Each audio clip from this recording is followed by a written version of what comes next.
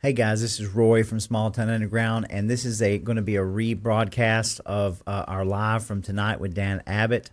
Apparently, the internet gods decided not to see fit to have us live stream, so I'm rebroadcasting this out so everybody can see it in its entire form because we did have a few hiccups there along the way. So I hope that you like, share, subscribe, and we hope to have Dan Abbott come down to North Georgia sometime in the near future so we can really explore constitutional militias as we ramp up into this crazy 2025 clown war that we're living in. So I hope you enjoy it. We'll see you soon.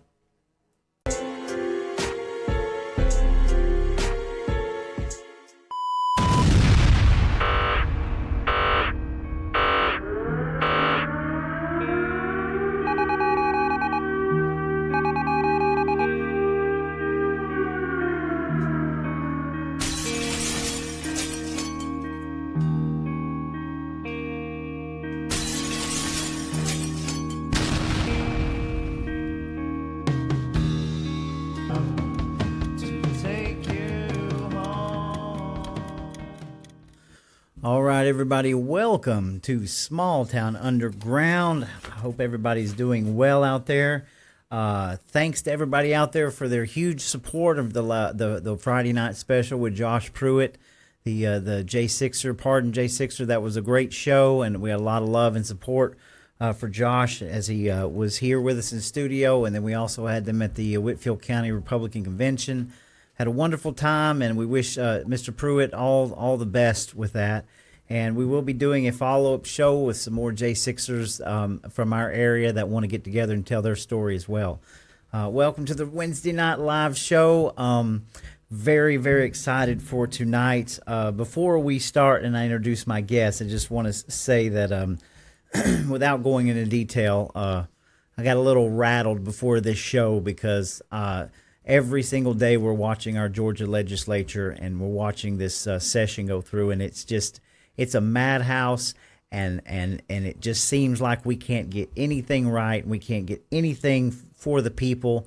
We've had several groups down in Atlanta this week. I was going to do my best to be down there today with the Georgia Right to Life. We had several people that went down with election integrity, and we're fighting tooth and nail to hold our legislators accountable and to get some really, really grassroots bills for the citizens. And it infuriates me because nothing seems to go right. And anyway, we're going to wipe all that away. I just had to say this, folks. We are in the war of our lifetime down in this state for the people, and we cannot stop for a second calling our legislators and letting them know how we feel and what they need to do.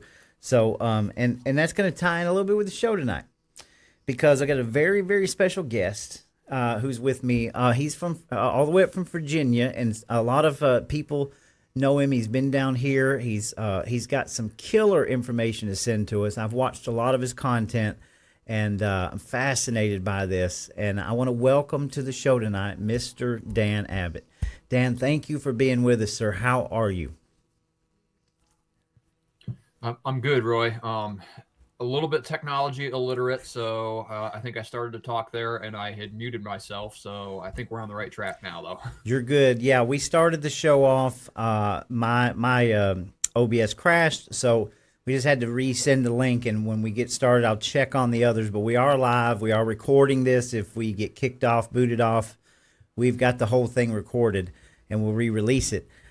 So please help me share this out to the groups and to fellow patriots out here. This is going to be a good one. We got a lot of information. You might want to grab a pen and a piece of paper because we're going to get schooled tonight. And so first off, Dan, will you kind of just give us a little bit of background about you, where you're from, and then kind of lead into what you're all about, sir? Sure. So, all right. How far back do we want to go? So I was born and raised in upstate New York. Yes, I'm from the communist empire, and I was out of like high school and into college. I was really involved with firefighting, EMS, search and rescue, anything like that I could get my hands into, and really enjoyed it. And I was actually looking for opportunities to kind of broaden my horizons and expand my capabilities, I guess, with the search and rescue and stuff like that. And I actually started looking at Coast Guard. Of course, that was during the Obama years, and they were on a complete hiring freeze. They couldn't hire anybody. So I wound up enlisting in the Army on a 18X contract. I was trying for Special Forces medic is what I wanted to do. But, stars did not align. That ended up not working out. I spent a bunch of time with the 82nd Airborne Division. And then when I left active duty, I moved here to Virginia and continued service through I've inadvertently clicked on something. There we go. Continued service with the Army National Guard in Virginia when I left active duty, and I've been with them ever since. I moved here in 2018, I believe. So yeah, that's kind of, and honestly, part of the motive to enlist in the Army was trying to get out of New York, and honestly, I was, going back to I enlisted in 2013. Okay. And going back that far, even then, we were watching our country fall apart. I was Yes. looking at legislation like the New York Safe Act in New York, which is just massive sweeping piece of gun control legislation. And, going, what is going on in my country? Like, my country is falling apart before my eyes. And I'll be honest with you, I was very, very anxious to swear an oath to support and defend the Constitution and bear true faith and allegiance to the same. So I moved here to Virginia, and of course, part of my motive for moving here and getting out of New York is, the gun control and the politics in New York are just insanity. The DMV laws, the tax codes, I mean, you name it, they just have, it's a communist empire. Right. And so I moved here, and, like one of the, obviously something that I care about a lot is the Second Amendment. And so I moved here, and I moved here from North Carolina, which North Carolina is an open carry state. If you're a resident and you can legally possess a firearm, you can open carry. And so I bumped into a law enforcement officer up here, and I asked him, I was like, hey, what's the story on open carry? I know you can open carry. Do you have to be a resident? Whatever. I wasn't a resident at the time. Mm-hmm. And he was like, resident? No, if you can legally possess a firearm, you can open carry in Virginia. You don't have to be a resident. And I'm like, really? That's even more free. And so I liked it right from the get-go. But I hadn't been here very long when I realized that the same breed of totalitarian government that I ran away from in New York had just followed me here. If you guys remember back to, I believe that was right at like beginning of 2020, end of 2019, Mm-hmm. New majority in the legislature, and here comes the gun control. We're going to take the guns. Right. And yeah. It just, at that point, it just occurred to me. I was like, what am I doing? Like this whole, I'm going to run from this. That doesn't work. Mm-hmm. I ran from it once, and ultimately it bought me nothing. What, 5-6 years? Yes. 7 years, maybe. Really, it bought me nothing in the grand scheme of things. And ultimately, you guys have probably heard that analogy. I think it comes out of like Eastern Europe somewhere, and it's got this guy who's trying to catch hogs or something like that, wild hogs. And so he puts out food for them, and then he slowly puts up one panel at a time or whatever. Eventually the fence is constructed, and then they've all become accustomed to it, and so they go into the fence to eat the food, and he closes the gate and got them. Mm-hmm. There's a lot of truth to that, or the frog in the boiling water, or whatever. And ultimately that's what's happening in our country. And when I run from problems or run from the politics, like I'm just facilitating or exacerbating that problem. I'm just making it worse. Right. So, and I don't know if you mentioned it or not, Roy, when you introduced me, but if you didn't, I'm the commander for Campbell County Militia. And, that was an organization that sprang up as a result of the gun control coming to Virginia in 2020. And as the commander of a county militia now, given. Most people hear that word, it's like the dirty M word. It might Sure. as well be a 4-letter word. Particularly politicians. They hear that dirty M word. It's like, oh no, we don't want any part of that. Right. In spite of the fact that it's found in the Constitution that they swore to support and defend. That's correct. But why is that though? And I would say it's because we're trying to overcome 100 years of indoctrination. Right. We like to say we have public schools. That's kind of a misnomer, honestly. We have government indoctrination centers. Big time. And they're purpose-built. And if I recall correctly, that's part of the fight that you guys are having in the legislature right now is on that education front. Yeah. And let me back up. You're exactly right when you're talking about the gun legislation. So what brought me to where I am today was some of the most draconian gun legislation that I'd ever seen that was coming in our state, and it was all across America, just like you're talking about. The same bill that the Democrats were pushing, and at the time, we had Republicans that were just telling us, don't you worry about it. We're going to hold this line. Nothing's going to happen, right? And when you were focused on the Second Amendment, you had droves of people that were willing to get involved and come into the scene and sign the petitions and get involved because it involved that mighty Second Amendment, right? And we've transmorphed through that, through COVID and everything else, to realize that you can't protect that amendment without looking at the rest of the Constitution. And so now we're in the politics game. We're trying to pass legislation of all different kinds of calibers, and it's like pulling teeth to get people involved in anything else. And I'm starting to realize that now, but people have to wake up and realize you can't not protect the Second Amendment without protecting all aspects of our government, all aspects of our society. So, it's a mess. But I would absolutely agree with that. And I think the Second Amendment, I hesitate to say this, I'm not sure if I should or not. I would venture that the Second Amendment is probably the most important. I think it's really the linchpin that holds the others together. Agree. But I don't want to come across as though I'm diminishing the importance of the others by saying that, because I would argue that they are equally as important. Yes. Agreed. And but jumping back to the indoctrination,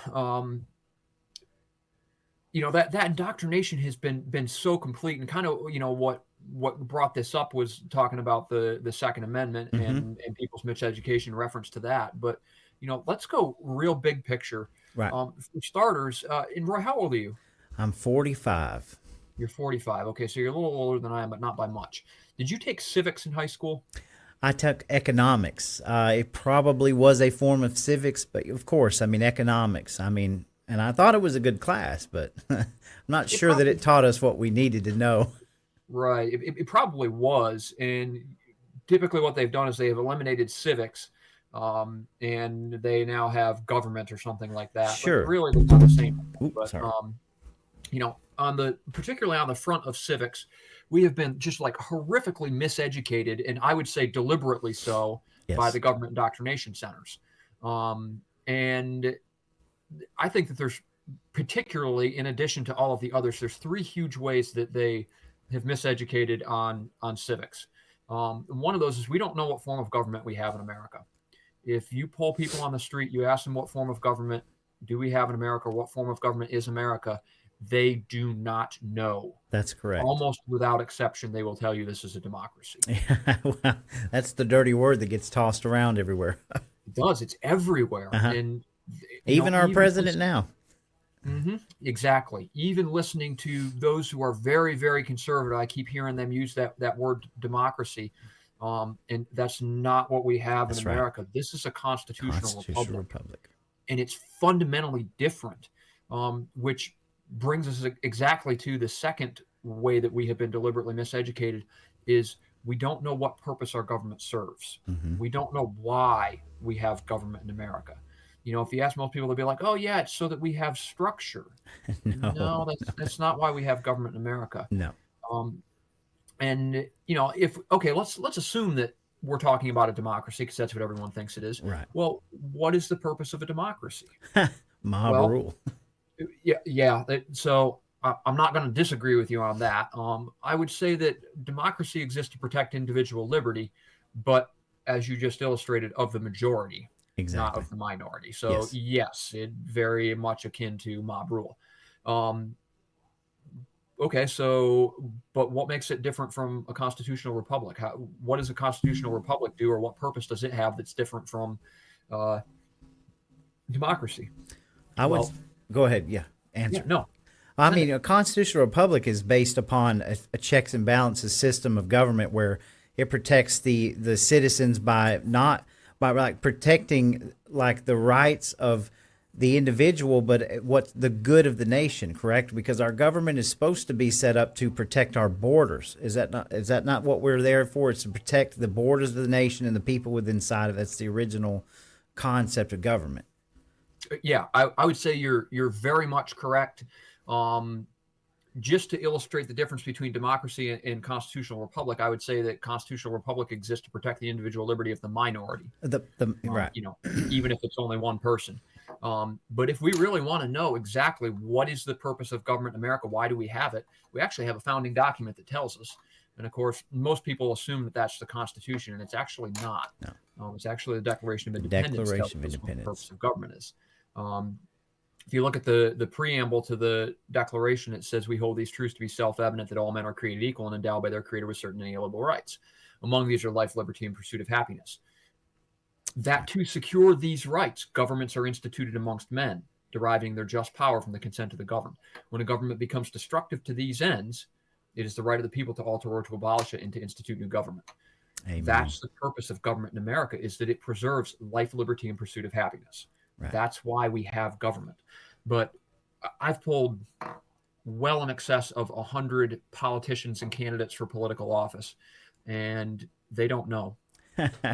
I have only had two of them, and I'll be completely honest with you. Every one of them is a Republican Mm-hmm. to some degree. I don't talk to liberal Democrat politicians. I have no reason to. Right. And they don't know what the purpose of government is. No, and most of them think of the Constitution as a joke. It's a running joke at most of the state houses. So That's right. It's because they don't understand it. Which brings us to the third point, which is, well, if we know what form of government we have, that we have a constitutional republic, and we know that the purpose of that is to protect life, liberty, and pursuit of happiness. Interesting. Let's real quick. If you had to identify one thing that poses the greatest threat to your life, liberty, and pursuit of happiness, what would it be? Would it be a foreign power like China or Russia? Would it be radical Islamic terrorism, domestic terrorism? no. Or No. would it be your own government? Your own government. That is the biggest threat to me. Huh. That just doesn't seem to add up. How did that happen? How did we get there? You tell me. Yeah, how did we? And our own government feeds us radical Islamists and terrorism and all this. And Russia. It's Well, I've got a theory. I think that government is able to or does pose a threat to life, liberty, and pursuit of happiness because it has become too big. amen to that. It's become too powerful. And when something attains absolute power is tyranny. Whether it's used for good or bad, it's really the same thing. That's right. Um, And it it's just corrupts. it absolutely does. It absolutely does. Well, what happened? I mean, the founders saw that coming, didn't they? They I did. mean, What was the famous line? And I can't remember which president said it. It said, "Here's your constitutional republic. Hang on to it if you can keep it." Do you remember that that famous quote? yep, that was Ben Franklin, Bren and it Franklin. was as he was leaving the Constitutional Convention. Yes. Somebody asked him, Mr. and I believe it was a woman asked him, Mr. Franklin, what have you given us? And he said, a constitutional republic, ma'am, if you can keep it. Yes, that's it. And Very true words. that me tapping that thing is probably really, really loud. No, you're fine. You're fine. So if our own government is now able to pose this kind of threat to our life, liberty, and pursuit of happiness because it has become too big, and the founders saw that coming, they knew that that's what would happen. Right. How did that happen? How did we allow for that to happen? What was the failure? I would argue that constitutional republic, particularly this one, is the greatest form of government and the greatest constitutional republic to exist in the history of the world. Yes, I agree. But there's been a failure. What failed? If the problem is that government has become too big, well, what happened that caused there to be no restraint to the power of government, no check? Well, because the Czech was sitting at home with a bag of chips watching the football game, is what I believe. The people sat down and ignored what was going on.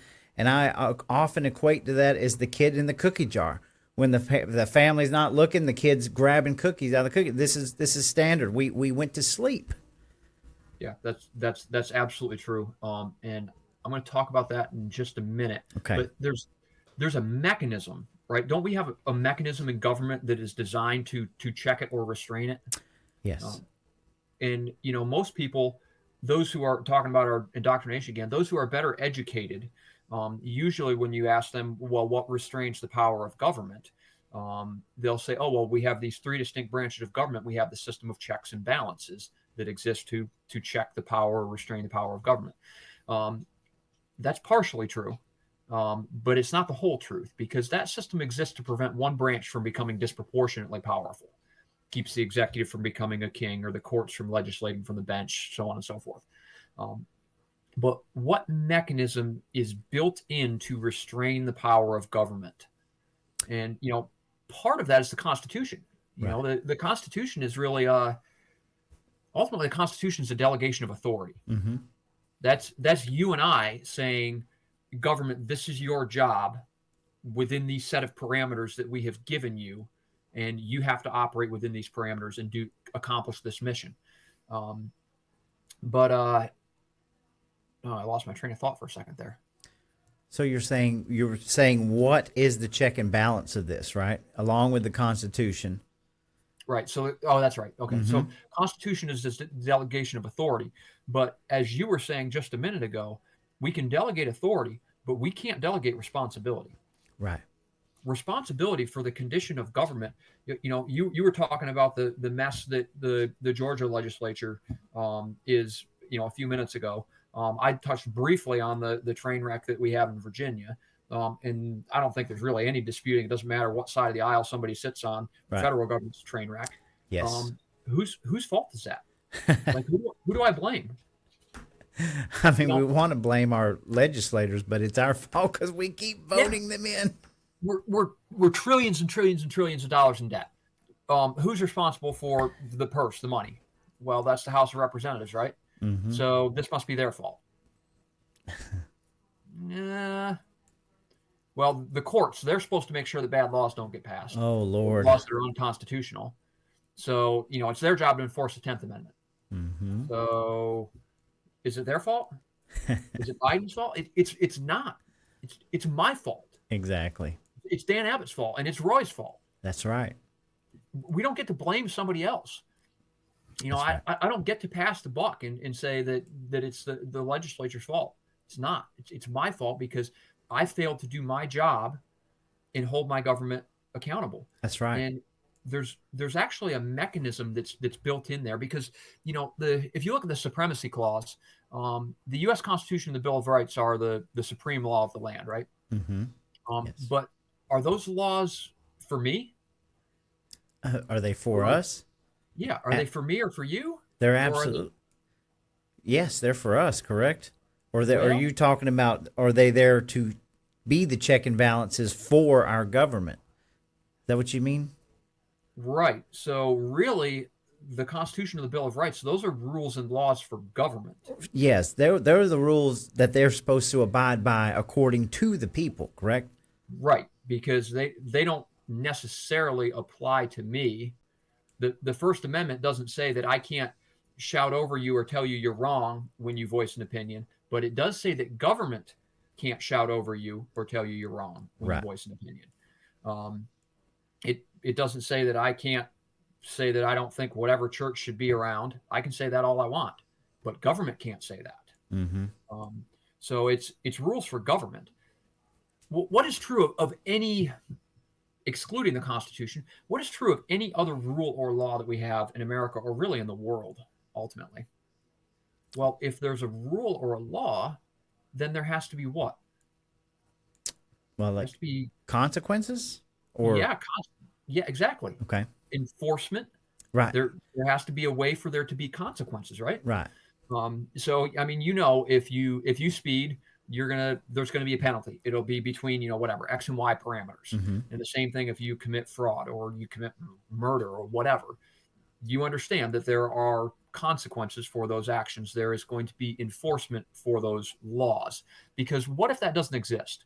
What if there Right. is no consequences? There is no enforcement. I mean, you have anarchy, I guess. I mean, that's a Right. lawless society. People do whatever they want. Right. Because then those aren't laws. Right. They're just like suggestions. Mm-hmm. So ultimately, government must have the ability to compel obedience. Yes. If government doesn't have enforcement, those aren't laws. There's no ability to compel obedience. So any rule or law anywhere, there's law enforcement, there's consequences for violation of it. Right. What about, as per the Supremacy Clause, the supreme law of the land in America, the U.S. Constitution? What is the enforcement agency? We're all about agencies in America. So what's the enforcement agency for the U.S. Constitution? And what is the penalty for violating it? I would say a militia group. The citizens are the ones that are to be the enforcement, and tar and feather. Definitely a possibility.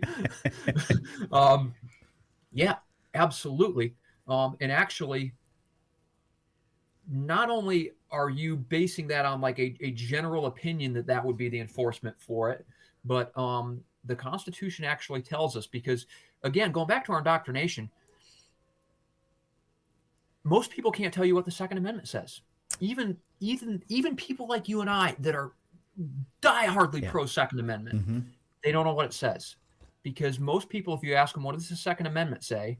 Even gun-toting, hunting, rednecks, whatever, you ask them, what does it say? They will say, that's the right of the people to keep and bear arms, shall not be infringed, with Mm-hmm. emphasis. Right. It's true. Yes, but what does the first half say? Right. A well-regulated militia. They always like Now, to leave that part out. right, and you've got two separate thoughts there, but they're really joined. They can't exist apart from each other. Honestly, the way that we should read that is a well-regulated militia being necessary to the security of a free state. As such, or because of this, the right of the people to keep and bear arms should not be infringed or shall not be infringed. Because really, the thrust of the Second Amendment is the first half. The reason that it is so important that we retain the right to keep and bear arms is so that we can maintain well-regulated militia. Because without force of arms, you don't have a militia. Right. Now you just have people, peasants, slaves. Exactly. Interestingly, if you look at the Civil War, one of the things that was being promised that Lincoln was promising to slaves if they fought for the Union is that they would have the right to possess force of arms and have a militia, that they would now be included in that. That is the distinction. That's the characteristic of a free man, is that you have the ability to protect. This is not just a weapon, but force of arms, Okay. which is different in my opinion. Mm-hmm. So anyway, yeah, the Constitutional Enforcement Agency is well-regulated militia. Mm-hmm. That's what it's there for. And so, all right, if we understand that, I would argue these are the finest men in the history of the world that bought and paid for what we have today. Well, what we had in 1790 Right. in blood, and wrote these documents, said that well-regulated militia was necessary to the security of a free state. Incidentally, that's the only entity that the Constitution calls necessary. Mm-hmm. So that's an awful lot of emphasis. And if we now understand, okay, this is very, very, very important. We must maintain it. But why? I'm a why person. I like to know the reasons. Sure. Why is it so important? What is it supposed to do? What's the purpose of this well-regulated militia that is necessary? To fight the government tyranny. It's really what I get from it. I mean, it's for us to keep, that's our check and balance to keep government from running over us. I mean, You look in history, the wars, Nazi Germany, you look at Mao Zedong, the Cultural Revolution, they all went for the food and they all took the guns away. I mean, that's our check and balance. Absolutely. And actually, the U.S. Constitution tells us that. Um, so the Bill of Rights tells us that well regulated is necessary. And then Article 1, Section 8, Clause 15 says that Congress shall call forth the militia to execute the laws of the Union, repel invasion, and suppress insurrection. Right. So that's the purpose, the primary purpose of militia. Not that it doesn't do other things like community service, community support roles, which it should, because it should be made up of the body of the people, and that's what the body of the people should be doing.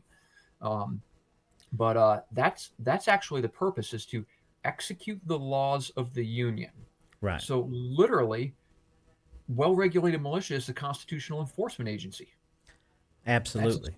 That's its job. So but because we're so horribly educated, we don't understand that.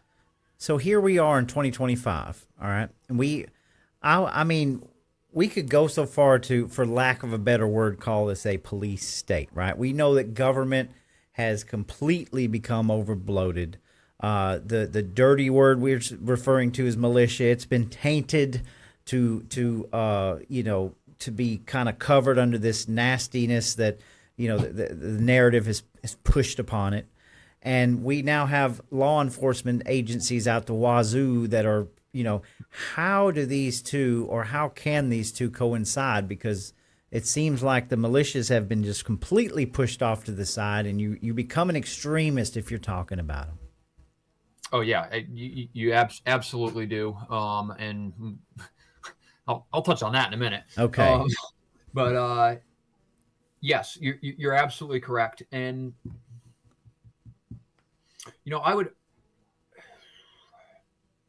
I mean, the narrative is real simple. It's the same thing that they go for. The narrative of just some gun-toting crazy loon out in the woods that's out there, chopping down trees and killing squirrels and blah yada, and they've completely tainted the whole meaning. Good American, I don't know. Yeah, well, hey, I hear you, but to the rest of the people that are not very bright, right? They think there's some horrible extremist entity. Yeah. So clearly, what that word, I'm going to put this in quotes, means today is not what it meant in 1770, because that exact image that you just talked about, and the one that always comes to my mind when I think of the destruction of the word militia, is the guys in front of the Michigan Capitol looking like it's some kind of ridiculous costume party with the masks on and the AR standing in front of the doors to the I forget whether that was the house or what it was, but some of the finest men in the history of the world wrote that this was necessary. Is that what they meant? Mm-hmm. I'm going to go, absolutely not. There's no way. Of course not. And so, we had a conversation. So public muster in Virginia, Campbell County, Virginia. This is right after Lobby Day, like 2 weeks later. Public muster. Bedford County had like 580 people show up. Sheriff was there. Boards of supervisors were there. House of delegates were there. Campbell County did one of like a week later or something. Same thing. Just, all of the who's who in the area are there. Tons of people, 400 and some odd people there. And we had a little box on the muster cards. Part of it was contact information, so we could figure out how to get in touch with people. And there was a little box on there you could check if you were interested in leadership. Mm-hmm. So we ended up with like 25 people sitting around a conference table in the library, and we're all looking at each other going, this is a horrible idea. Mm-hmm. I don't know what the hell we were thinking, but this was a bad idea. In fact, SWAT team must be running late because I don't know why they haven't kicked in the door and arrested us all yet. And we said, well, you know what? Maybe we should just shred and burn all these muster flyers. We all go home, pretend like this never happened. And then somebody's like, yeah, but wait a minute. Some of the finest men in the history of the world said this was necessary. Mm-hmm. Maybe we better reevaluate. Yeah, you're right. Maybe we better reevaluate. But, when I say the word militia, you just told us what you think. Is that what was meant? Certainly not. So No. what did they mean in 1770? Right. What did they look like? How did they work? So we started digging because we said, okay, well, if this is necessary, we got to know what it is that's necessary. We came up with 3 things that we believed those organizations had to have that made them necessary. One of them we pulled right out of Virginia Code Section 44-1, the second half of the Second Amendment, U.S. Title 10, and the code sections for almost every state in the Union, which actually defines what militia is or who makes it up. And all of those places agree that it is, I'm going to quote Code Section 44-1, that it is the whole body of the people, males ages 16 to 55, trained to arms. U.S. Title 10 changes those parameters to 18 to 45. It includes females who are enlisted in the militia, enlisted in the National Guard or whatever. Other states just blanketly say all able-bodied persons, but that's the idea, is that it's the whole body of the people.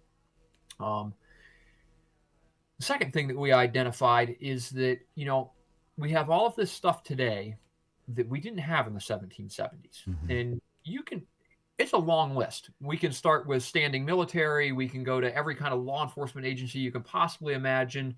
What about fire departments? No, I didn't have those. What about volunteer ambulance corps? What about departments of transportation, commercial construction companies? No, they didn't have any of that. Right. So what happened in 1770 when a building caught on fire? The community would go put it out, right? Who would you call if you needed a bucket brigade to put out a fire? You would call every family head in the area and tell them to get over there and help, and they would. I'd call the able-bodied men. Yes. All the military-age males is who I'd call. There you go. That sounds an awful lot like militia. It does. Well, what if North Carolina happened? And a storm came through, wiped out the infrastructure, roads and bridges. Who do you call? And you call every able-bodied person of those communities. Men, huh? Weird. Which, that was a mess. They got turned away by the federal agencies. Don't get me started there. Okay. I know. We had a pile of people from Campbell County Militia that spent an enormous amount of time down there. I know North Georgia had a pile of people up there for a huge period of time. But like, we're American. We're Christian men. Like that's what we do, is we help other people. That's right. We don't need the government to do that for us. Actually, I was listening to something that Nick Frieda said the other day that I thought was very, very well articulated. He was talking to somebody who was extremely well educated, I think liberal college professor or something like that. And Nick had said, ultimately, we all recognize the same societal problems, and we all want the same end state. We want to fix all these things. The difference between you and me, and Nick's a prior service Green Beret. He said, you are much more comfortable with violence than I am. And of course, the person he's talking to was like, oh, really? You need to explain that. And Nick says, yeah, absolutely. He said, when something like North Carolina happens, he said, I want to help. I'm immediately trying to find a way that I can go down there and volunteer. I'm donating money. I'm sending, food. I'm doing whatever. I'm talking to all of my friends, all my buddies that I served with, all the, good dudes that I know. The church is putting together a team. We're going to go down there. We're going to help. We're going to take donations. We're going to give money. We're going to do all this stuff. And he says, and then when I encounter somebody who doesn't care about it, I just go, okay, yep, cool. And we leave in peace. He said, that's the difference. He said, liberal Democrats want to help with something, but they want to force everyone to help with it at gunpoint. Right. Yeah. He says, that's the difference. You are comfortable using violence to accomplish what you think is good, and I am not. Right. And Amen. I think it's a very, very good point. Oh, yeah. That's a little bit of a tangent there, but no. It's look, we're entering into this what I believe is going to be the summer of love times 20, and this is exactly the liberal sort of manifesto about forcing people into doing whatever to fit their narrative. This is the mob rule, and I believe that it's only going to get worse this year. But go ahead. Oh yeah, for sure.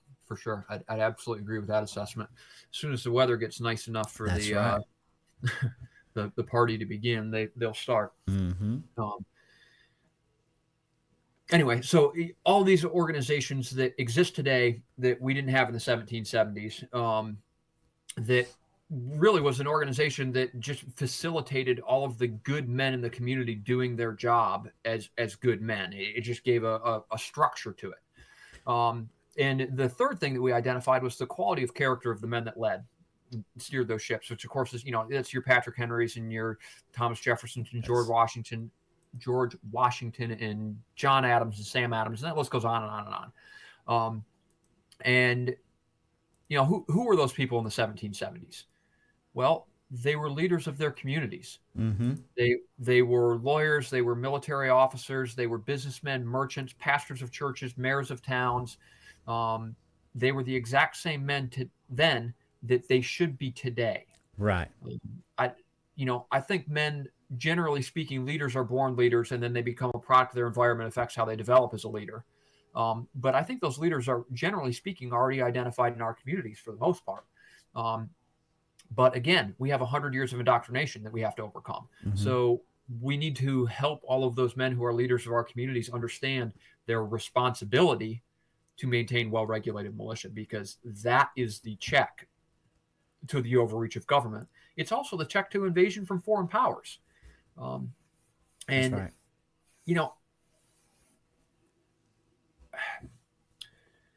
A lot of people, as soon as you start talking about the Second Amendment, you start talking about well-regulated militia, you're immediately a warmonger.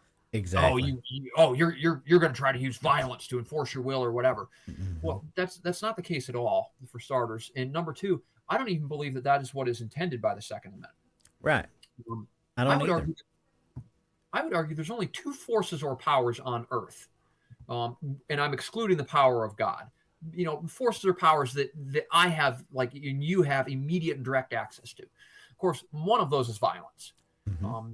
We all know that. We see it acted out all over the world, and really we have since the beginning of time, like Cain and Abel beginning of time. Mm-hmm. I would say that there's only one other force or power that I have immediate access to that is capable of wholesale just stopping, restraining, or preventing violence completely. You want to take a guess? You cheated because you listened to my summary. Well, I mean, I would say the right to bear arms is that correct? Yeah, it's threat of force. It's the threat of the threat of force. Knowing that it's the same argument about gun-free zones, and it is the threat of that immediate violence that would keeps people at bay, knowing that they can't run over you, right? That's a great point, and I'm glad that you used that analogy. This is a complete tangent, but I think it's a good tangent. Okay. So we all know that gun-free zones, schools, things like that, those are a free shoot. Exactly. That's what they are. And so we put up all of these signs telling bad, evil men, violent psychopaths, that this is a free shoot. If you want to kill innocent people and there be no consequences, this is where you should come. Right. That's what we've done. Well, let's flip that script. What if we take down the gun-free zones and instead we put up signs that say, school property, teachers and administrators are armed and authorized to use deadly force to protect students? Exactly. What do you think that sign alone would do to gun violence all across the America? Come on. Yeah, you nailed it. Would you even have to actually arm the teachers and administrators? No, you could actually, even the threat of non-lethal weapons, which we have tried in some of our counties, right? Meet them in the middle and say, what about non-lethal force? The fact that there is a consequence for your actions and they still don't want to touch this, which I'm getting off base, but yes. And this principle of threat of force or threat of violence, we all understand it in our everyday lives. We just don't apply it to government and to militia. If you got some dude walking down the street and he's 6'5", 225 pounds, Captain America looking dude with the military haircut and the grunt style t-shirt and the cowboy boots, bad dudes are not picking on him. Like muggers and carjackers and stuff like that. Let him pass they're not by. looking at that dude and going, oh yeah, let's get him. Exactly. They're not. But the 5'4" college girl in yoga pants, much more likely. What about the grandmother that's 5 foot nothing and she's got a walker? with that goofy little crochet bag that hangs on the front of it. Yep. Like, yeah, they're definitely going to target her. Mm-hmm. Now, in the circles that I run in, she probably has a 38 in that little crocheted bag, so it may not work out. But the threat of force or threat of violence compared to Captain America in a grunt style shirt is significantly diminished. Right. So we understand that. We understand it with law enforcement too. They have a uniform with a badge and a gun and a duty belt and all this stuff, and they don't go around saying, "Hey, I have all of this authority. Don't mess with me, or you're in big trouble." They don't have to. That's right. Because it's passively implied through the uniform. Sure. I'm a bounty hunter. 25 years. When we suit up for a bounty hunt, no matter what neighborhood we go in, you automatically know the authority that's there, and people most of the time will leave us alone and even help us. Exactly. Where if you're just in street clothes and you don't have anything that indicates that Exactly. you're law enforcement and you have the authority to serve warrants and whatever, well, then yeah, you're just some crazy looking dude running around with a gun, and they're going, "Oh, Exactly.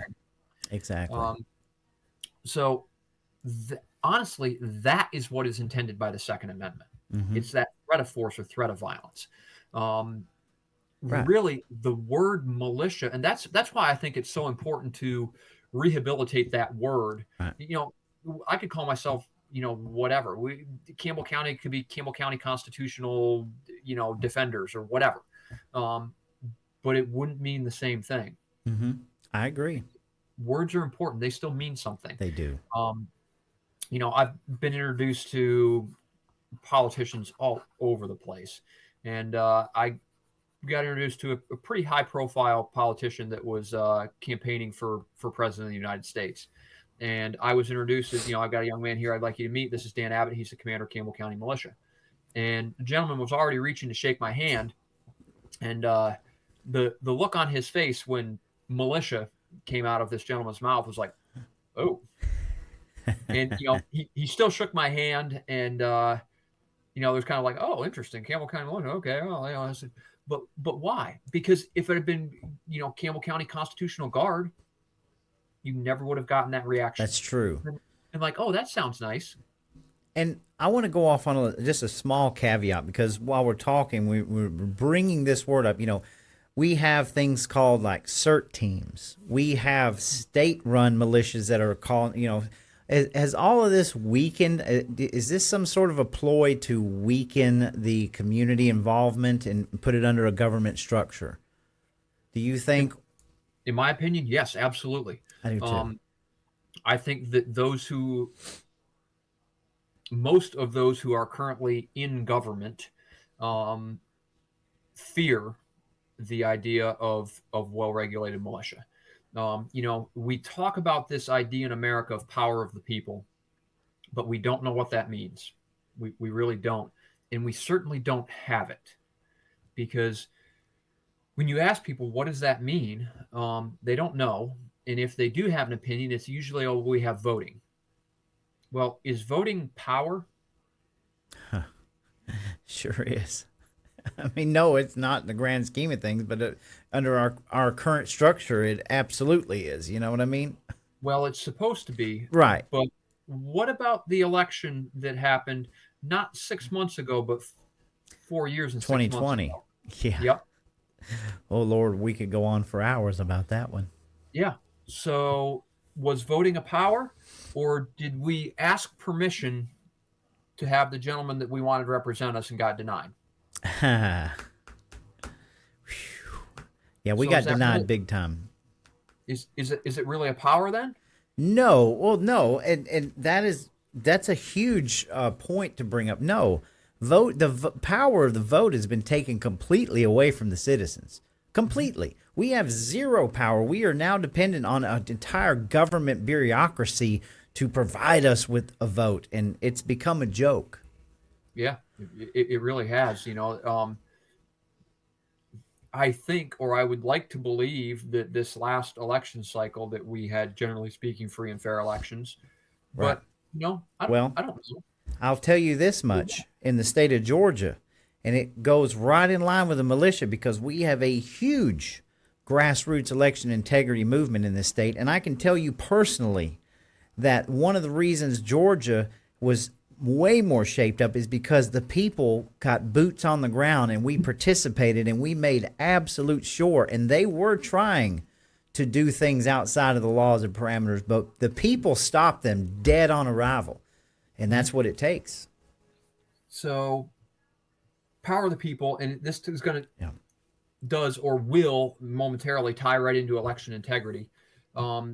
Really, power of the people is the same thing as the doctrine of the lesser magistrate. Right. It really is. And really simply put, the doctrine of the lesser magistrate is that power would reside at the lowest level where it is most easily accessed by and most easily influenced by the people. And that takes a couple different shapes, or I mean that in a couple of different ways, however you want to say that. One of them is, what happens when you guys elect somebody? I don't know, who's your congressman from North Georgia? Our congressman here is Steve Tarvin. Okay, so what happens when you guys elect Steve to go to Washington? Well, I'm sorry. That's Marjorie Taylor Greene. So. Oh, okay. Gotcha. So, what happens when you elect Marjorie? What does she do? She does exactly that, right? She goes to Washington. Exactly.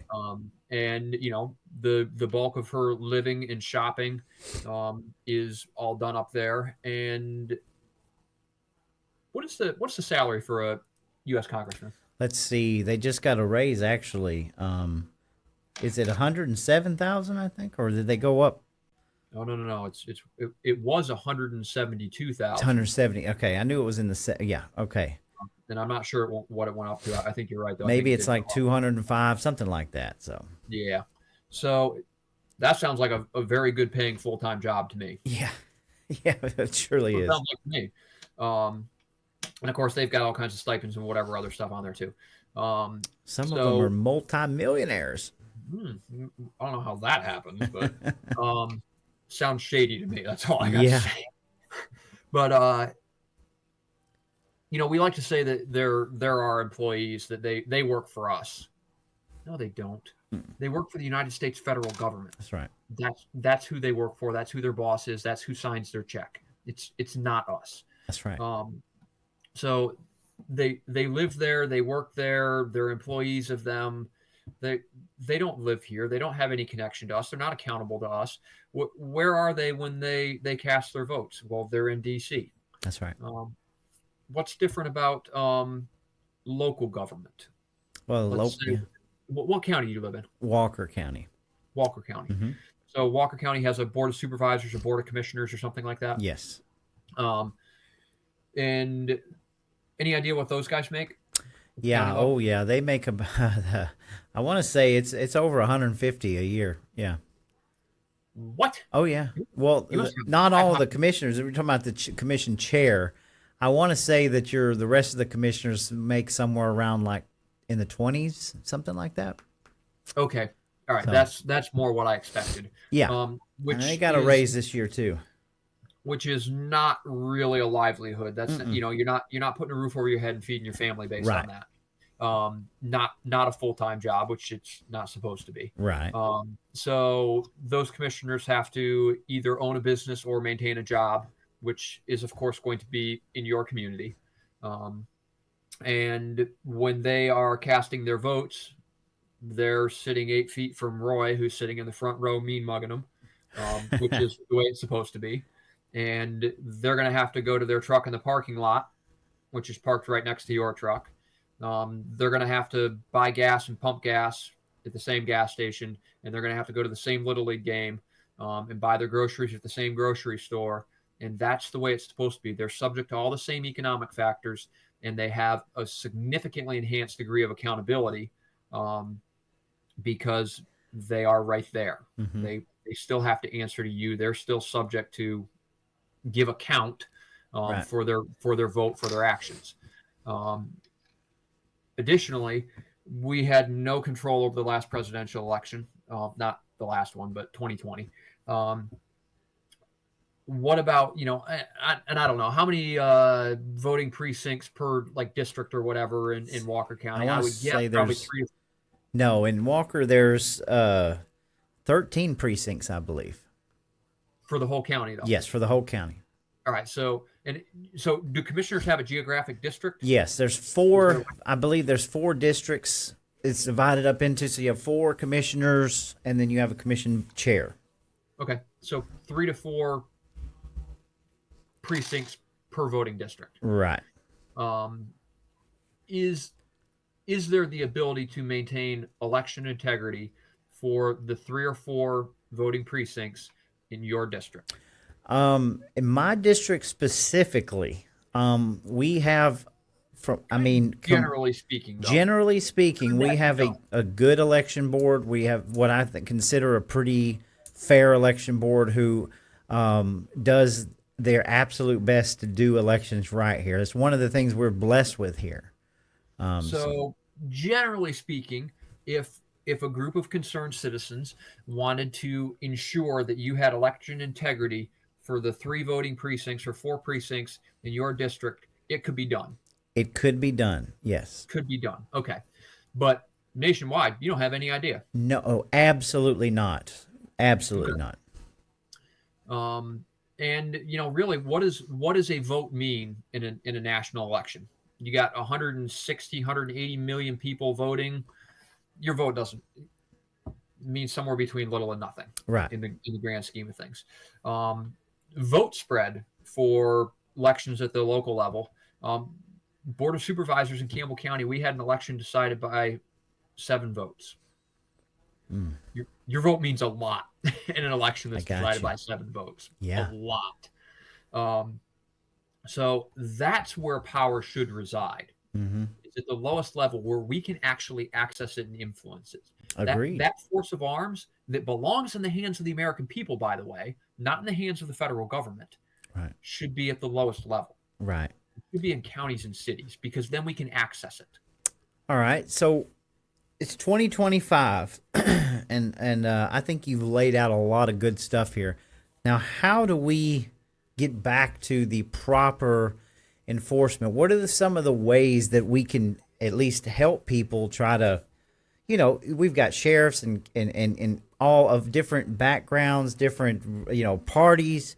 A lot of these people do not want a militia around in their community. So how do you change that? Yeah, great question. So part of it is the rehabilitation of the word. When you have, the first thing you need a well-regulated militia. Mm-hmm. Because if you have one, you can then work to rehabilitate the word. Okay. If you don't have one, it's really tough to rehabilitate something that doesn't exist. Mm-hmm. And I know that there are organizations that have worked to, we're trying to build our reputation in the community so that we can have a militia. Right. And my opinion is that that's a little bit backwards. Okay. And I think it's backwards for 2 reasons. One is, I don't have to ask government's permission to have a well-regulated militia. That is a God-given constitutional and guaranteed right to well-regulated militia. That's why it's found in the Bill of Rights. Mm-hmm. And the founders were very clear that government does not give these rights. These are God-given rights, and we're just guaranteeing them through the document. So I'm definitely not going to ask government's permission. Now, Campbell County is fairly unique. We're recognized via resolution as being a county asset. So okay. Campbell County Militia is officially recognized by the Board of Supervisors as being a county asset, okay. Which is really cool, and I think that every county should do that. Right. But you certainly do not need to think that, in Walker County, we're waiting on a resolution and we're trying to do all this stuff so we can get a resolution so we can have a militia. No. If you're gonna marry a girl and you go talk to her dad, are you asking his permission or are you asking his blessing? You'd be asking his blessing, or at least I would be. You're asking his blessing. That's correct. I see. Not asking government's permission. And being recognized by the Board of Supervisors is them giving their blessing. It's their opportunity to be on the right side of the Constitution. If they decline that, changes nothing as far as I'm concerned. Right. So yeah, Okay. we don't need anyone's permission to do it. We should just do it. And then once you have the organization, then you start doing things carrying the name militia, Right. because Okay. that's what rehabilitates the word, is people recognizing and becoming educated, because there are two parts to it. One is actually doing the stuff, actually living what you preach, as the militia, wearing t-shirts that say Campbell Militia on the back of them in huge letters and stuff like that. Right. And being involved in politics in that capacity, and actually carrying and representing the name.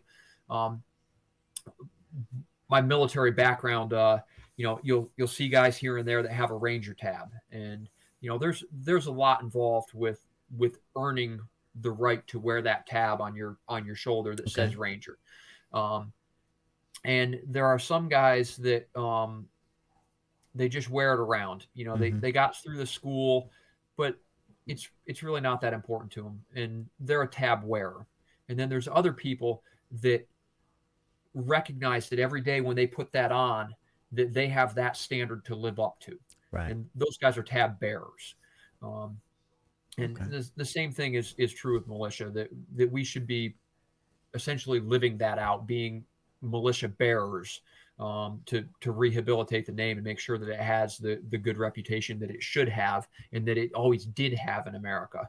And Got you. Yeah, it you know makes sense. the bottom line is these organizations should be made up of the finest people in our communities anyways. Like, Right. They why should are be we as standard high. yeah, it should be the standard. That's right. Why are we as Christian men not plugged into this? Right. Because do you consider yourself to be a Christian, Roy? I absolutely do. Okay. Um, would you say that you have a responsibility as a Christian man to protect the weak and the innocent? 100% absolutely. Okay.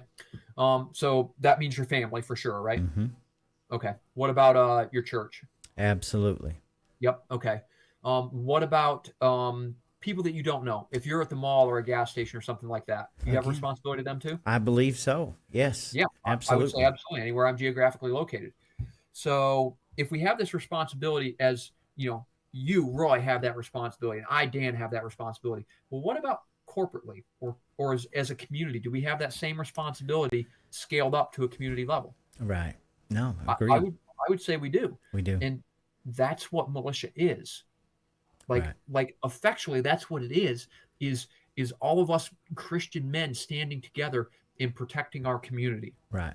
Now, that might be force of arms, but it also may be that we all band together for training Right.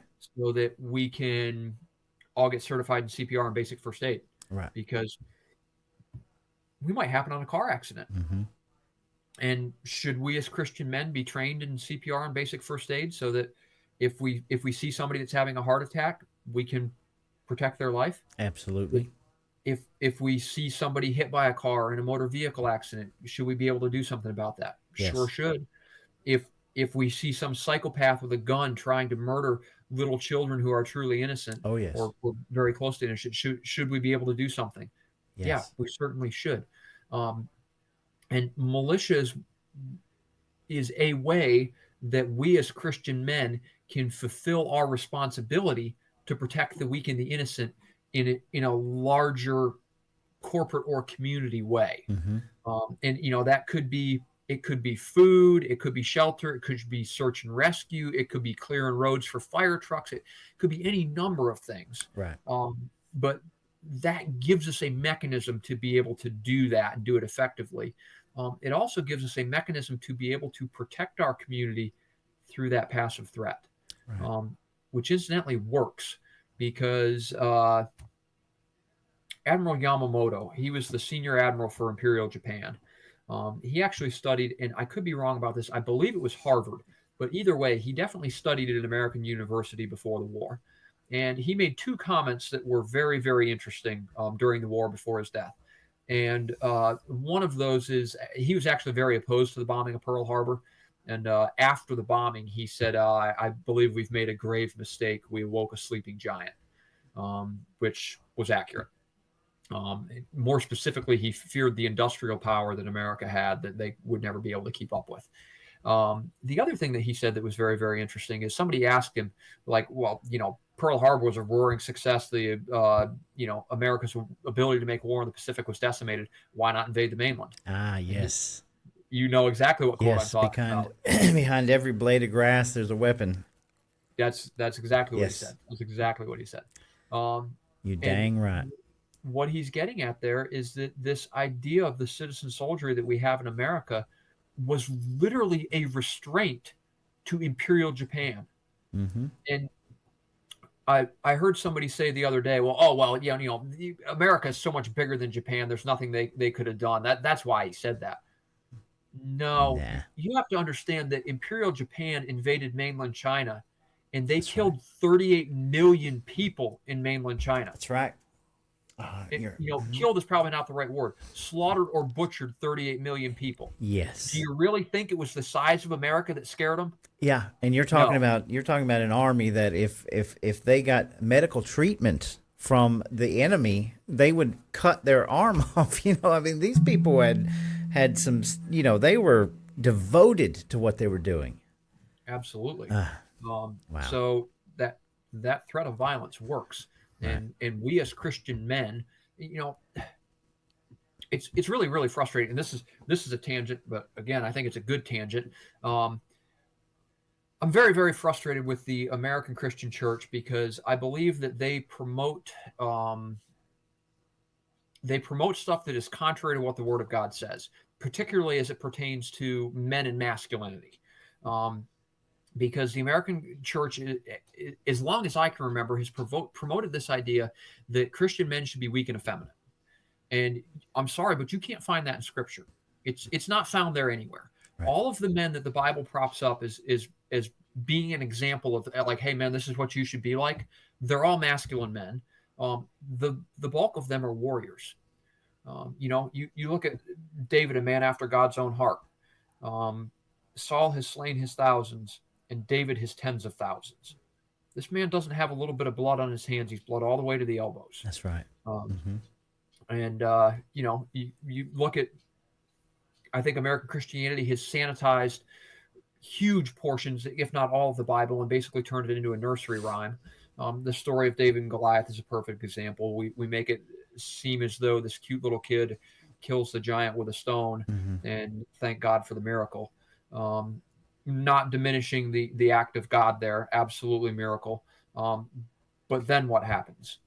Well, then David cuts off his head with a sword, and then he holds the sword up. Who's standing in the front row of the Philistine army? Goliath's brothers. That's right. Goliath's He brothers. holds the severed head up to the man's family. And realistically, what is he saying? This is what my God will do to you. Who else wants some of this? That is right. And the Israelite army is empowered by that and runs them down and kills them. Now, immediately following that, Saul sends the commander of the army to retrieve David and bring him to him. And the Bible makes a point to mention that when David appears in front of Saul, he's still carrying the severed head of Goliath. And then he returns to Jerusalem, and he carries the severed head back to Jerusalem. Right. For all to see. That's not the story that we get from the American church. Right. No, you're right. There is violence in the Bible, and it is promoted. Christian men should be capable of that kind of violence. I can't disagree with you. It's absolutely correct. Even commandments like the command to be peaceful. Are we told to be peaceful as Christian men? Yes, absolutely, unequivocally we are. What do you have to be considered peaceful? You have to be capable of doing violence to be considered peaceful. I mean, exactly, because if you're not capable of the violence, you're not peaceful. You're just harmless. Exactly. It's not virtuous to be weak. I mean, we even culturally we understand that. If little Johnny's being picked on by the bully, little Johnny is 5'5", he's little Johnny, and he's being picked on by this big bully. What do we tell little Johnny? You need to stand up to the bully. Even if you know you're going to get your butt whooped, you got to stand up to the bully. Well, regardless. what if the roles are reversed? What if it's not little Johnny? What if it's big Johnny? Mm, And he's being picked on by some little scrawny punk? that's right. Then what happens? When Johnny doesn't beat the tar out of the little punk, we go, boy, that was great. What great self control he's got. What great Exactly. restraint. Right. That's true. Because it was virtuous for him to be capable of beating the kid up and choosing not to. And choosing. It was never Absolutely. virtuous to be weak. Absolutely, man. So let me ask, we're going on about 112. Where can we, the people, find more information? Is there some structure, some layout? I know that groups have been tried in the past, but is there something, some sort of standard that we can go by and look at to kind of reinvigorate this discussion? Yes and no. Okay. No, in that I believe that it's very important that these organizations belong to the people in the locality, that they Okay. make it their own. Right. Um, I don't think that they should be clones, Okay. but brothers and sisters definitely, I maybe got you. even twins. Um, the yes, um, in Campbell County, we have been at this for, well, 4 years and change. Okay. And we have built what I call militia in a box, Okay. which is all of the documents that we used, everything from our code of conduct to our bylaws. We'll give you the training curriculum and standards that we use, all of that stuff, the resolutions that are passed by the boards of supervisors, all of that. As far as I'm concerned, that is open source. I will give it to anyone that wants it. Wow. Okay. And you can change the name on the top of it and call it your own. You can tear it apart, tweak it, change it, modify it in any way you want. Or, and I will come to you. Oh, okay. You Okay. know, if you look at I quoted it earlier. I love the Declaration of Independence. That's one of my favorites. And Trump just Um, hung it up in the his Oval Office. yeah, where it always should have been. I don't know why he had to hang a copy of it up in there, but Exactly. um, the very very last line of the Declaration of Independence. Most people know the second part of it, but they don't know the first part of it. The first part of that says, "With a firm reliance on the protection of the divine providence, we mutually pledge our lives, our fortunes, and our sacred honor." Um, I would like someday to be able to be counted with men like that. Um, and if we want to be able to be counted with men like that, we need to be willing to make that kind of pledge to each other as well. Right. Um, that being said, um, I don't care where you are, anywhere in America. If you want to talk about this, you want me to come and lay out exactly what we did, how we did it, why we did it, what stuff didn't work and was a complete failure, what stuff was a roaring success. I will come and talk about this for hours, days, if Okay. that's what it takes. Okay. So yeah, I will absolutely give you everything that we have produced and every other product from any other organization that we have partnered with or paralleled with. I'll give you anything I can find. And I will also happily come and sit down with groups of patriots and talk through this. And for lack of a better word, I don't know if I can claim to teach on it, but teach on it, lecture or seminar, discuss whatever, however you guys want to do it. I will go anywhere. Okay. This is that kind of important to me. That's wonderful. In fact, I want to make a pledge to you that I'm going to pledge in 2025 here this year that we make this happen because I'm very interested, and I do believe it's a necessity. I believe it's time that men, women, we got off of our hands and we started forming in our community because it's going to be a necessity. And like we said earlier, we're in another Trump presidency with wonderful things taking place, but now we have an entire lunatic left that is going to raise the stakes like we've never seen them before. We're going to need each other more than ever. I'm really torn on whether or not this Trump presidency is a good thing or not. I understand recognize all of the good things that government is doing, but I also recognize that all of these patriots who were ready to do something 6 months ago have gone back to Right. their, what was it, the couch and the potato chips. They've gotten comfortable again. Exactly. Mhm. I heed the warning on this show all the time. Refrain from going too far, but I'm telling you, look, we had a group of protesters that came last weekend into Chattanooga at the Tesla dealership. We had some brave men that were able to go up there, and they were able to block off a section of cul-de-sac where they couldn't pull in, right? And I went and looked up this group. They were organizing all over the country to go to all the Tesla dealerships. All in all, about 80 people ended up showing up for that. And the vast majority of them were out of state tags as far as Delaware, Colorado, different places. And now they're projecting an even bigger one this weekend because that was just a test run to see who was going to show up. There could be more violence this weekend, and we know this is not going to go away. So we must get prepared.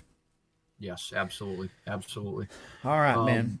Well, before we go any further, I'm going to read the comments. I will tell you we do have some people watching. We're live on Facebook and I believe Rumble, but something happened to Twitter. We're going to repost this to Twitter immediately and YouTube and get it out there. And I want to go ahead and just thank the people that have commented. Kim's Coffee Top, wonderful to have you. Sandra Smith Bearden, trying to hold the line in corrupt Floyd County. Boy, corrupt Floyd County is just, man, we could do a whole show on that one. She says we need the people's militia back. I agree wholeheartedly about there. David Mabe, good to have you with us this evening. Michael Proctor said I just saw where Trump gave a huge BS endorsement for Lindsey Graham. What the crap? That's going to be. Look, I think if anybody is we're not going to be able to be comfortable with this presidency. There's so many things at play here, and obviously Trump, I've said it 100 times, he's not a messiah. He's going to do things that we're not going to agree with, that we're really going to question. And I don't know where all this leads, but Lindsey Graham, I can't believe the people of South Carolina still have Lindsey Graham. I'm going to have a guest on the show soon from South Carolina that we're going to dive into that. Sandra Smith Bearden brought up a comment. The legislators outlawed a militia in Georgia. So, do you know anything about that? Because I think that they sort of did. They kind of outlawed a militia and then brought in like a state militia. Does that sound familiar to you, Dan? Yep. Yeah. So what they did, and at this point, I think every state in the union, and also the federal government, have prohibitions against paramilitary activities, which I'm sure is what she's talking about. And yes, I think Georgia did recently pass a prohibition against paramilitary activities. That is the beauty of militia. Mm-hmm. Militia is not a paramilitary. I was going to say, what does that have to do with the militia? It's Paramilitary. a military organization, right? Because so Virginia Code Section 44-1 defines militias having three distinct components in Virginia: National Guard, VDF, which is the Virginia Defense Force, and the unorganized militia, which it further defines as being the whole body of the people. Okay. Same thing with U.S. Title 10. That's what U.S. Title 10 defines or creates. That's code section governing military. So yes, these are not paramilitary organizations.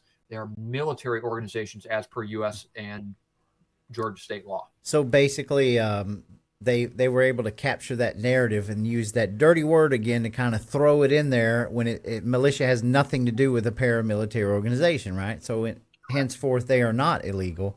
They want you to think that word is illegal, right? Exactly. That's okay. Exactly. Yep. All right. David Mabe says David also picked up 5 stones. Goliath had 4 brothers. Yes. Yep. And Brian Pepe, good to see you. I think I'm saying that right. He says, great discussion. Thanks for sharing all the information. Well, we're going to have to, look, folks, I think I've told everybody, I really hate politics. I do. And politics is so dirty. And I think we covered this at the beginning, the cemented corruption, the matrix of a government that has grown too big and gotten out of control, and all of these tentacles have poisoned our state governments, our local governments, and the bad far outweighs the good here. And they have tainted everything about it. Like I said, I have been told by legislators under my own state capital that when you mention the Constitution, they laugh at you behind your back. At some point, we have to figure out how to rein this back in. We, the people, are going to the Capitol. We are demanding that our legislators do the right thing constitutionally, and they are mocking us in return. They are ripping these bills apart, attaching the most god-awful things to us. So what we have to do is bring this discussion back up into the fold. How do we get structured enough? How do we get involved enough that we can turn this thing around? And it starts in our own communities, right? Would you agree? It's disheartening, but I think this conversation needs to be had. So Yeah, and that's honestly part of the reason why that it's so important that this, state militias are a good thing. They're a very good thing. They're a great thing, and honestly, that's where the bulk of force of arms should be residing instead of in the hands of the federal government. As it really should be residing in the hands of the states. But additionally, force of arms belongs at the lowest level where it's most easily accessed and most easily influenced. That doctrine of the lesser magistrate, it's not just that. Let's say, for example, the state capital is it Atlanta? mm-hmm. Okay.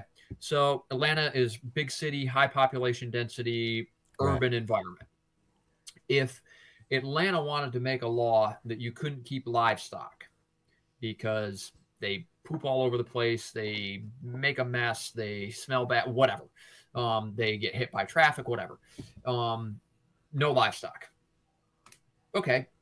Is that potentially a good law for the city of Atlanta? Yeah, might be a good law for the city of Atlanta. Is that a good law for Walker County? Absolutely not. Certainly not. I mean, Campbell County, Virginia, half our economy is based on agriculture. So that doctrine of the lesser magistrate is also that you're not blanketly applying laws to 360 some million people. One of America's strengths is her diversity, right? We all know and understand that. We have diversity in everything you can imagine, from geography to religion to you name it, pick it, doesn't matter. Tons and tons and tons of diversity. So for us to think that we can make laws that blanketly apply to 360 million people who are unbelievably different in almost every way you can imagine is just a foolhardy idea, really. Whereas, the state, I don't know how many people live in the state of Georgia, but Virginia is 8.3 million, I think. Mm-hmm. Is it possible that we could make laws for 8.3 million people?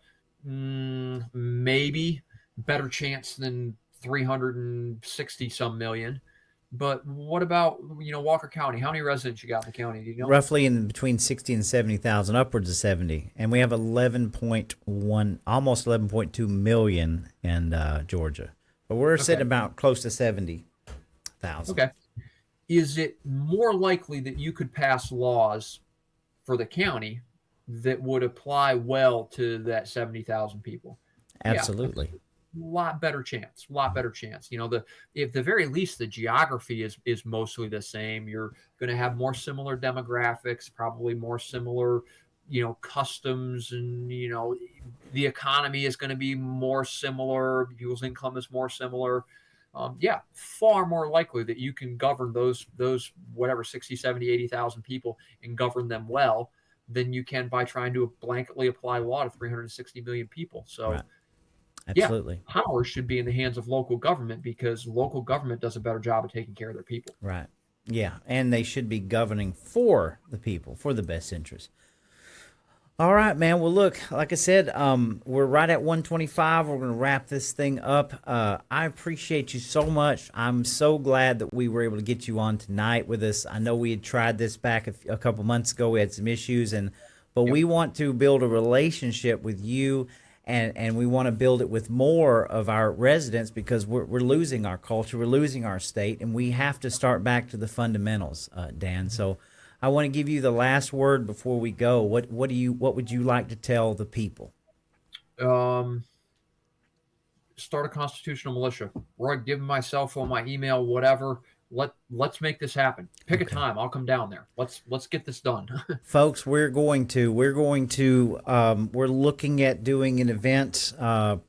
I dare say maybe in April. I'm not giving too much away because it's not been planned yet. But even if it's not April, it's in summer. We're going to have an event where we can bring Dan down and we can spend some time with different community, citizens, and we can all come together and come up with some plans about how we can strengthen our communities. This has nothing to do with, disassociation with law enforcement or anything like that. No. This is all about bringing more people together. So, and I think that's another little dirty thing. The law enforcement, because of all of and I'm trying not to get off into the tangent, but the way that everything's structured and they look at it as almost like a threat, and we've got to get away from that completely. Yeah, and really that's the exact opposite. It's interesting. There is, in American history, more recently, there is the appearance of militia under a different name. If you look at the American West, you had a law enforcement officer, which was a sheriff. Sometimes he had a deputy or two. But what did he do when he had a law enforcement need that required more manpower? He deputized citizens. Yeah, he formed a posse, right? Oh, with a posse, yeah, absolutely. Which is deputizing citizens. That's the exact same thing. It's the able-bodied men in the community that the sheriff could call on, and I would venture that it's going to be the upstanding men in the community. Absolutely. Probably your Christian leaders. Absolutely. He's going to call on those men to help him out with his law enforcement duties. It's the exact same thing. Gotcha. Well, Dan, I appreciate it so much. We did have some technical difficulties, but we've got the whole thing, and I'll make sure to send you the links. Appreciate you again so much. And we would definitely plan something soon with you. I love it and appreciate all your time and your knowledge, sir. Yeah, my absolute pleasure. And if you're willing to have me back on, I'll come on anytime. Absolutely, man. We will absolutely. Folks, people to compare their questions and pick me apart. You got it, man. And we appreciate y'all sticking with us. I will have all the links posted, and we'll get that back up on Twitter. And Facebook looks like it hung in there pretty well. So thank y'all again. We've got more and more coming, great stuff coming ahead. And you guys have a wonderful evening, and I will see you soon. The legislature legalized unverifiable voting in 2000. Like you said to Trump, but they're getting beauty. They said, go out there and rob these houses and bring back the bounty, and then that'll pay your way. Because Republicans who get endorsement from Georgia carry that they mean anything. You can't sit on the sidelines any longer. You must get involved in the game. This is your sign.